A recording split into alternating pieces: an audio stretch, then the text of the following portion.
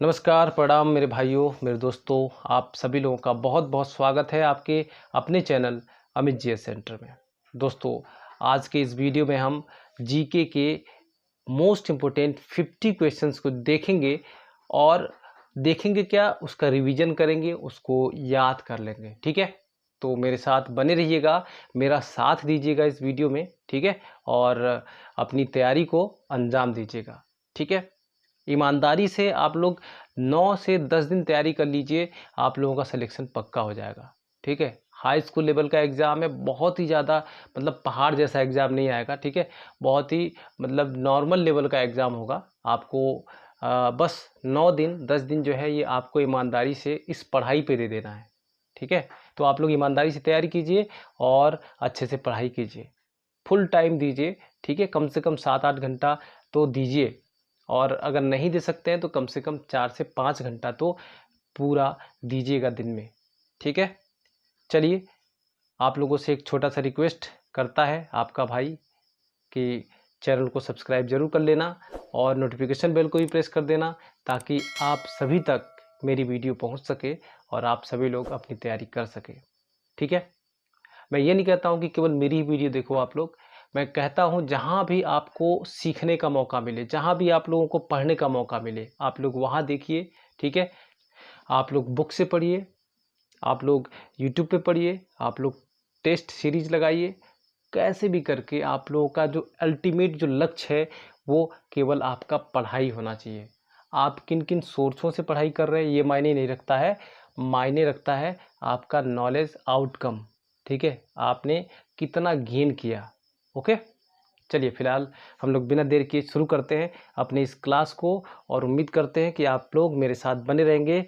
पहला प्रश्न देखते हैं। पहला प्रश्न है, पृथ्वी पर जल का भाग है। ठीक है, तो पृथ्वी पर कितना परसेंट जल है। ठीक है, कई बार एग्जाम में पूछा गया प्रश्न है। ठीक है, तो वहाँ पे आपको ऑप्शंस देखने को मिलते हैं। यहाँ पे मैंने ऑप्शंस इसलिए नहीं दिया है क्योंकि आप लोगों को रिवीजन करना है, आप लोगों को पॉइंट टू पॉइंट यहाँ पे पढ़ना है। ठीक है, पृथ्वी पर जल का जो भाग है वो 71% है। ठीक है, बाकी जो है स्थल मंडल है। ओके, चलिए अगला प्रश्न देखते हैं हम लोग। अगला प्रश्न है, ये पहला प्रश्न तो हो गया। दूसरा प्रश्न है, पृथ्वी का ध्रुवीय व्यास क्या है। ठीक है, ध्रुवीय व्यास, तो ध्रुवीय व्यास जो है 12,714 किलोमीटर है, आपको याद रखना है। अगला प्रश्न देखते हैं, पृथ्वी का ध्रुवीय व्यास विषुवतीय व्यास से कम है, कितना किलोमीटर कम है, तो 42 किलोमीटर कम है। ठीक है, ये भी आपको याद रखना है। पृथ्वी का ध्रुवीय व्यास पूछा गया है और विषुवतीय व्यास, इन दोनों में कितना अंतर है, तो 42 किलोमीटर का अंतर है। ठीक है, पृथ्वी अपनी धुरी पर झुकी है। आप लोगों को पहले से पता है कि पृथ्वी अपनी दूरी पर थोड़ी सी झुकी हुई है। कितनी झुकी हुई है, तो 23.5 अंश झुकी हुई है। कितनी, 23.5 अंश ये जो पृथ्वी है वो झुकी हुई है अपने अक्ष पर। ठीक है, याद रखना है आपको, बहुत ही इंपॉर्टेंट प्रश्न है। चलिए अगला प्रश्न देखते हैं। पृथ्वी के भूपर्पटी में प्रचुर मात्रा में उपलब्ध तत्व हैं। भूपर्पटी का मतलब होता है जो ऊपर का जो लेयर है पृथ्वी का, जिस पे हम लोग चलते हैं, जिस पे हम लोग खेती करते हैं। ठीक है, तो वो वाला जो क्रस्ट है, क्रस्ट जिसको बोलते हैं भूपर्पटी यानी कि क्रस्ट।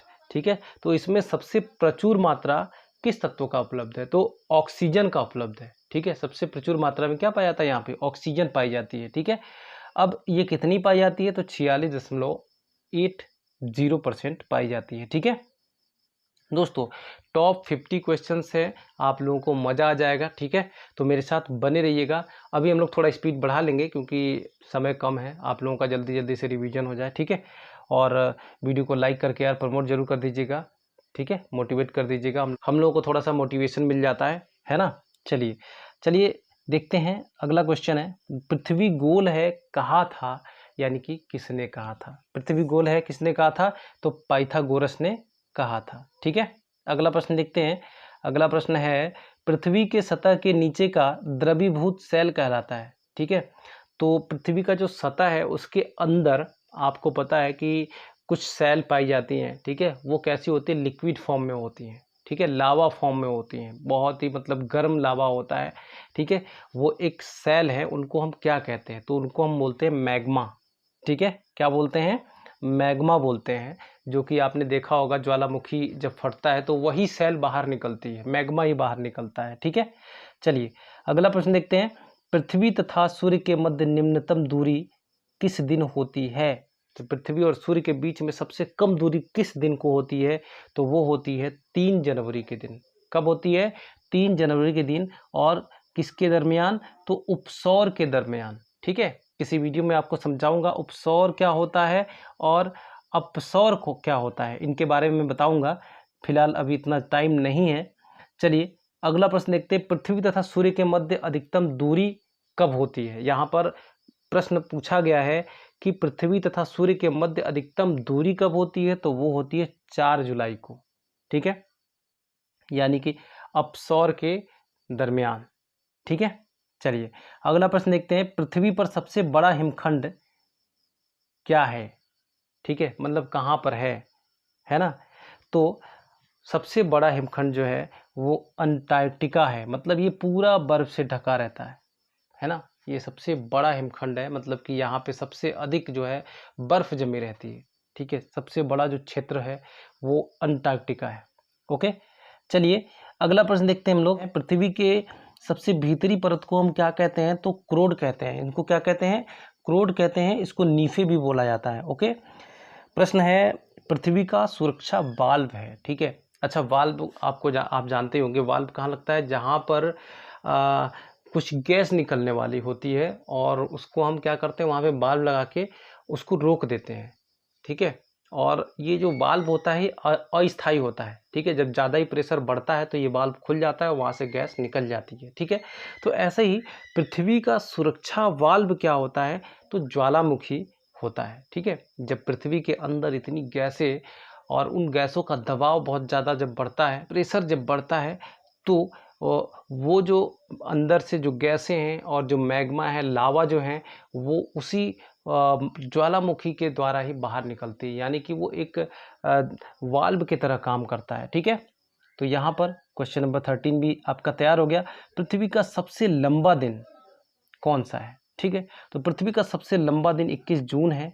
ठीक है, उत्तरी गोलार्ध में, और 22 दिसंबर है दक्षिणी गोलार्ध में। ठीक है, उत्तरी और दक्षिणी गोलार्ध, 2 गोलार्ध ये हैं। ठीक है, उत्तरी गोलार्ध की अगर हम बात करें तो 21 जून है, और 22 दिसंबर जो है दक्षिणी गोलार्ध का सबसे बड़ा दिन होता है। ठीक है, अच्छा हम लोग किस गोलार्ध में हैं? तो हम लोग जो है उत्तरी गोलार्ध में हैं। हमारे यहाँ पर 21 जून को सबसे लंबा दिन होता है।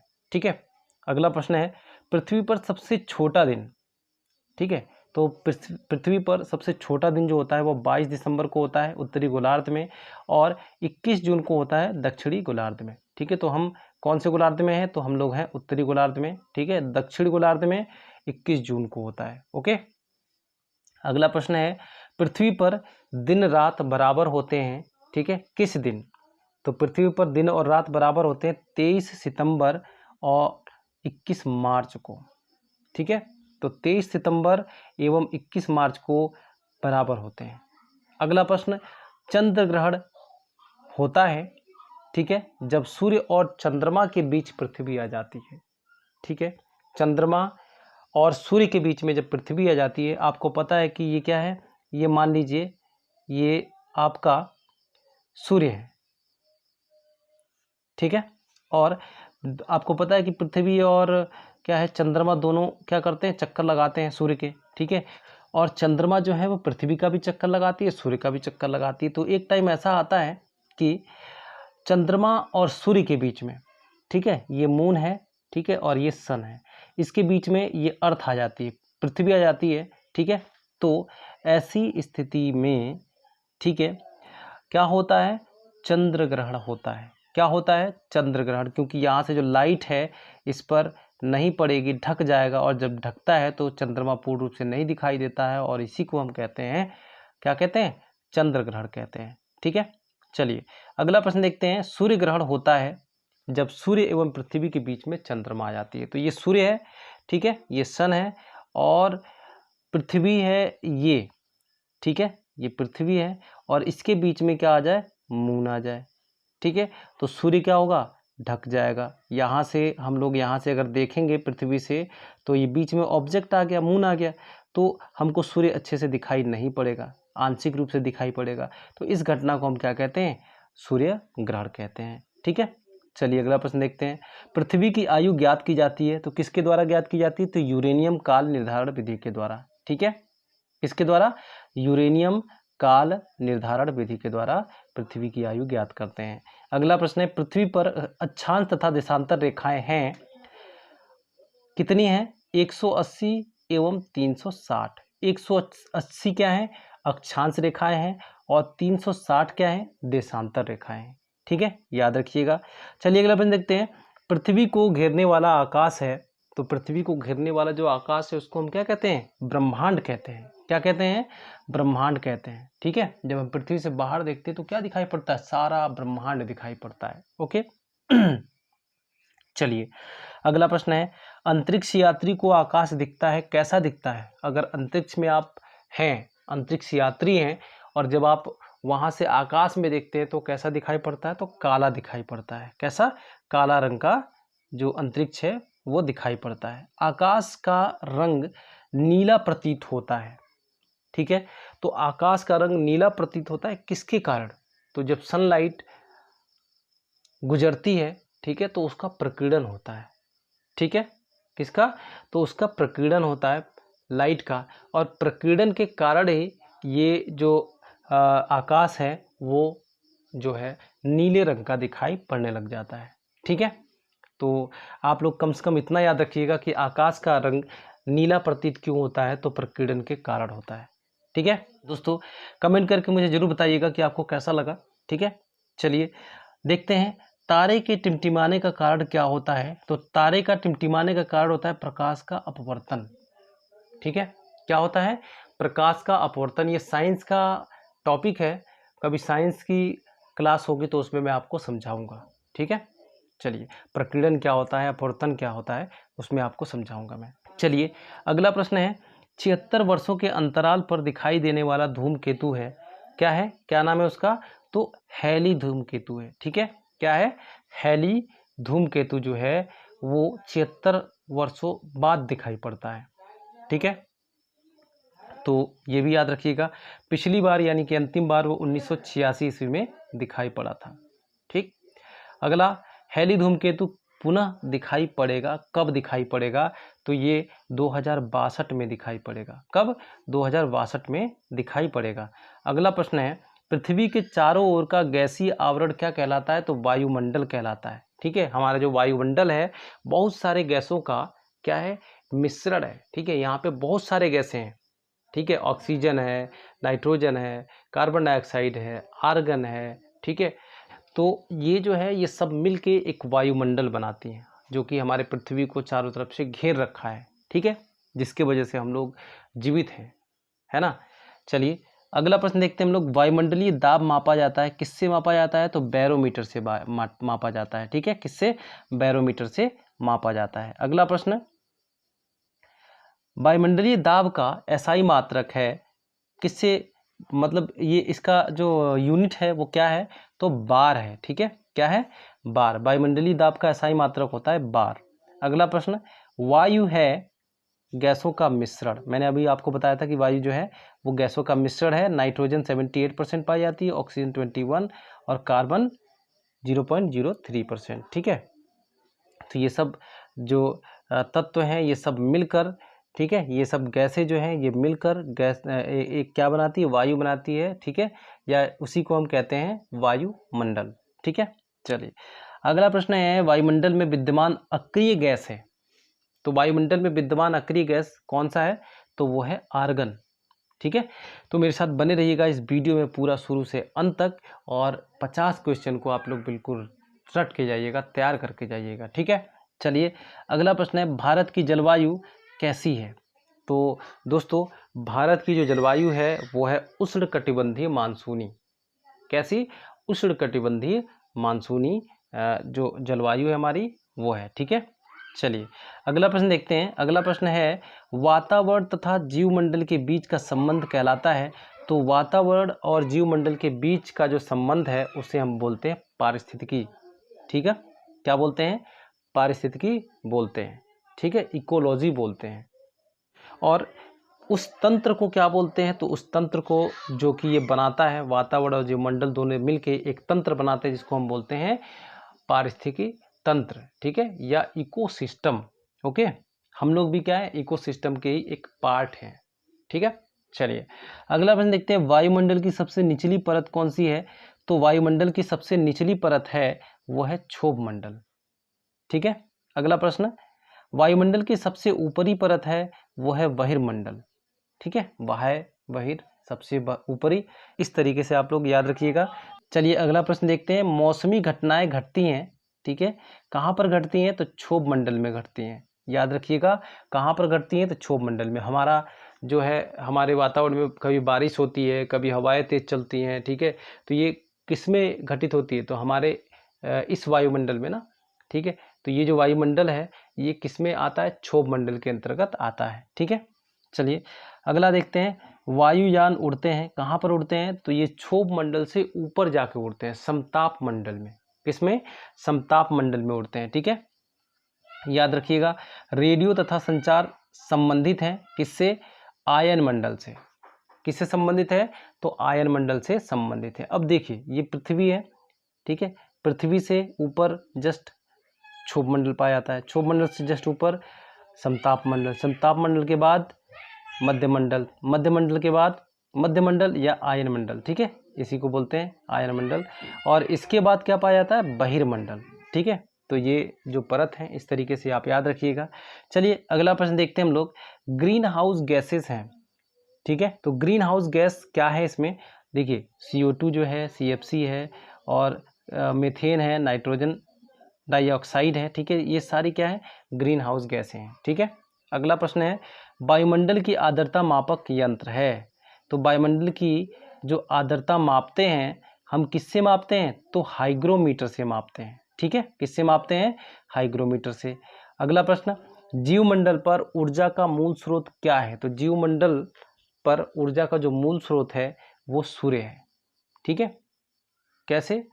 देखिए सूर्य क्या करता है? यहाँ से प्रकाश अपना पृथ्वी पर डालता है, ठीक है, और यहाँ पे पेड़ पौधे हैं, ठीक है, यहाँ पर पेड़ पौधे हैं, यहाँ पे आपके पेड़ पौधे हैं, ये क्या करते हैं? यहाँ से प्रकाश लेकर प्रकाश संश्लेषण की क्रिया करते हैं और भोजन निर्माण करते हैं, और इस भोजन को जीव जंतु ग्रहण करते हैं किसी न किसी रूप में, ठीक है, चाहे फल के रूप में या पत्तों के रूप में, और उसको फिर उससे फिर एक क्या होता है? खाद्य चयन चलता हुआ जाता है, ठीक है, खाद्य जाल बनाता है। इस तरीके से सभी एक दूसरे के ऊपर डिपेंड हो जाते हैं। तो यहाँ पे ऊर्जा का जो मुख्य स्रोत है वो क्या है? सूर्य है, ठीक है। अगला प्रश्न देखते हैं, ओजोन परत मापने की इकाई है वो क्या है? डॉप्सन है, ठीक है। अगला प्रश्न है, ओजोन परत को नष्ट करने वाली गैस क्या है? CFC। सबसे ज़्यादा खतरनाक जो गैस है वो क्लोरोफ्लोरोकार्बन है। CFC का पूरा नाम क्या है? क्लोरोफ्लोरोकार्बन। ओके, मानसून सबसे पहले आता है, कहाँ पर आता है? तो केरल राज्य में जून के प्रथम सप्ताह में 1 से 5 जून के आसपास जो मानसून है आ जाता है, ठीक है। तो ये भी याद रखिएगा, केरल में सबसे पहले आता है। अगला प्रश्न है सबसे बड़ा ग्रह कौन सा है? बृहस्पति है, ठीक है। अगला प्रश्न देखते हैं, पृथ्वी के सबसे निकट स्थित ग्रह संबंधित है, तो पृथ्वी के सबसे निकट ग्रह कौन सा है? शुक्र ग्रह है, ठीक है। इसको पृथ्वी का भगनी ग्रह भी बोलते हैं, पृथ्वी के जुड़वा ग्रह भी बोलते हैं, ठीक है, या फिर सांझ का तारा भी बोलते हैं, या फिर भोर का तारा भी बोलते हैं। ओके, चलिए पृथ्वी के पड़ोसी ग्रह संबंधित है, ठीक है। तो पृथ्वी का जो पड़ोसी ग्रह है वो कौन कौन से हैं? तो शुक्र एवं मंगल है। कौन कौन से हैं? शुक्र और मंगल। चलिए अगला प्रश्न देखते हैं, पृथ्वी का उपग्रह, आपको तो पता ही होगा, पृथ्वी का जो उपग्रह है वो चंद्रमा है, ठीक है। इसको हम जीवाश्म ग्रह भी बोलते हैं, ठीक है, याद रखिएगा, इसको जीवाश्म ग्रह भी बोलते हैं, और ये पृथ्वी का उपग्रह है, ठीक है।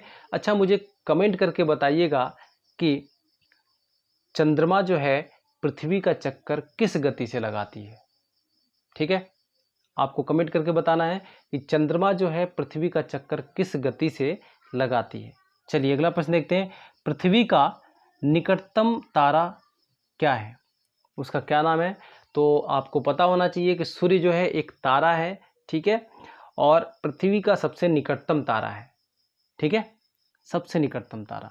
ओके, तो उम्मीद करता हूँ दोस्तों कि आपको ये वीडियो पसंद आई होगी।